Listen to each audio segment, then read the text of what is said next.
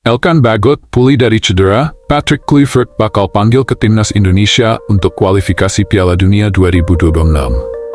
Pelatih timnas Indonesia, Patrick Kluivert, telah memanggil Elkan Bagot untuk bergabung dalam skuad Garuda menghadapi Australia dan Bahrain di kualifikasi Piala Dunia 2026 zona Asia. Setelah absen sejak akhir Januari 2024, Bagot kini memiliki peluang besar untuk kembali memperkuat timnas Indonesia. Salah satu faktor utama yang membuka peluang Bagot kembali bermain adalah pergantian pelatih, di mana Kluivert menggantikan Shin Tae-yong. Sebelumnya, Elkan Bagot terlibat friksi dengan Shin Tae-yong yang dipicu oleh penolakannya untuk memperkuat timnas Indonesia U23 dalam laga playoff Olimpiade Paris 2024 kontra Gina U23.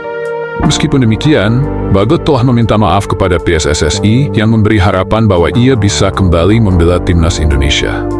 Peluang Bagot kembali bergabung dengan timnas Indonesia sangat besar, terutama dengan formasi yang kemungkinan akan diterapkan oleh Kluivert, yaitu 3-4-1. Dalam formasi ini, posisi bek tengah sebelah kiri yang belum terisi dengan jelas bisa diisi oleh Bagot. Selain itu, ada juga ketidakpastian terkait kondisi bek FC Twente, Mies Hilgers, yang belum dipastikan akan pulih dari cedera sebelum laga pada Maret 2025. Jika Hilgers tidak dapat bermain, Bagot berpotensi menjadi penggantinya. Elkan Bagot yang sempat mengalami cedera panjang sejak September 2024, kini mulai mendapatkan menit bermain bersama klubnya, Blackpool FC. Pada laga terbaru, Bagot bermain 45 menit saat Blackpool bermain imbang 2-2 melawan Huddersfield dalam Liga 3 Inggris 2024-2025. Federasi Sepak Bola Tanah Air alias PSSI bakal kedatangan 2 amunisi keturunan untuk memperkuat timnas Indonesia. Mereka adalah Ole Romeni dan Jairo Riedewald. Saat ini PSSI masih fokus menyelesaikan proses perpindahan warga negara Ole Romeni dan Jairo Riedewald. Permohonan perpindahan kewarganegaraan keduanya diharapkan dapat segera diproses DPR RI. Anggota Komite Eksekutif PSSI, Arya Sinulinga, mengatakan bahwa pihaknya meminta tim kepelatihan timnas Indonesia yang dipimpin oleh Patrick Kluivert untuk turut merayu pemain keturunan. Kami juga meminta ke tim kepelatihan timnas Indonesia untuk melakukan negosiasi dan melobi.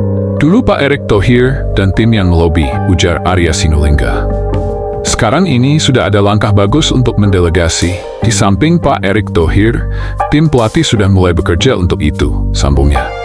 Kehadiran pemain diaspora kelahiran Belanda semakin menambah kekuatan skuad Garuda jelang menghadapi 2 pertandingan lanjutan putaran ketiga kualifikasi Piala Dunia 2026 zona Asia pada Maret 2025. Kabar kedatangan Ole dan Jairo rupanya menarik perhatian media lokal Vietnam, Soha. Mereka khawatir duo pemain kelahiran Belanda itu membuat skuad merah putih kian garang dan menjadi ancaman bagi timnas Vietnam.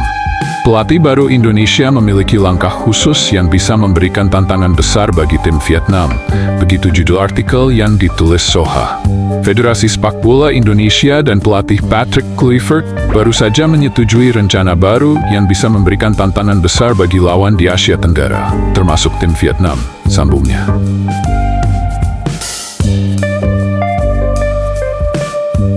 Pinjam kata-kata pemain Vietnam, media ternama Inggris soroti kedatangan Patrick Kluivert ke timnas Indonesia.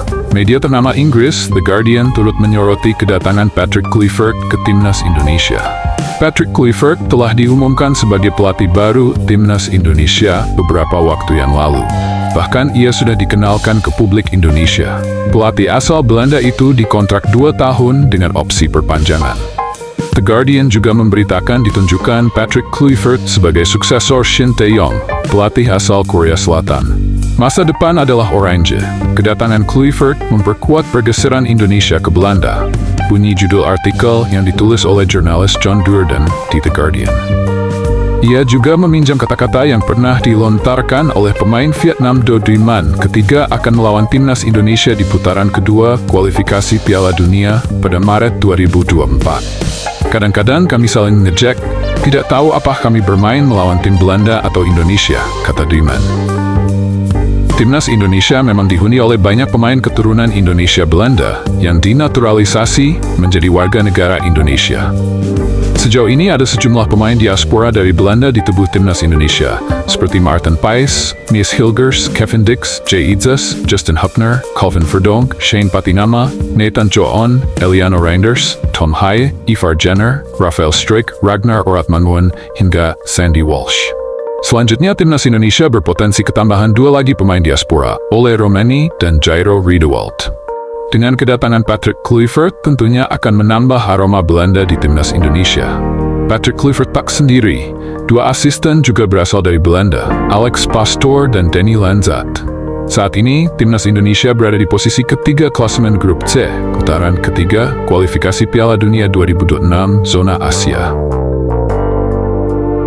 Banting setir, mantan pelatih timnas Indonesia Shin Tae-yong syuting film The Ghost Soccer di Cikaruncang, Subang. Setelah berakhirnya masa kepemimpinannya bersama timnas Indonesia, Shin Tae-yong memulai babak baru dalam karirnya dengan terjun ke dunia perfilman.